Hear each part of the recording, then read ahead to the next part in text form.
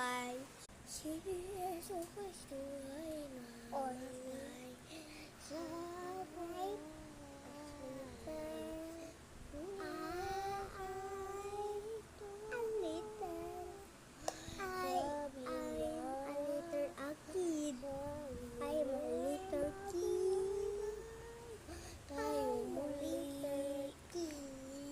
Sabi daw ni Yesu Cristo ay mabuhay, tayo na muli.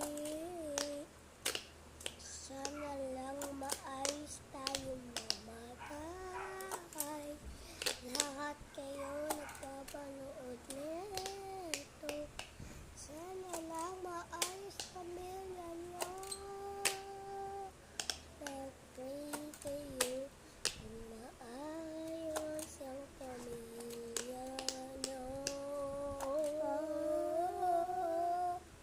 Sabi ni Yesu Cristo, lahat daw ng taong nagkakamali.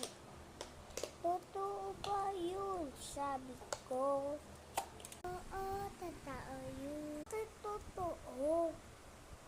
Namatay si Jesus Cristo kasi nagkapan, nagpapahal.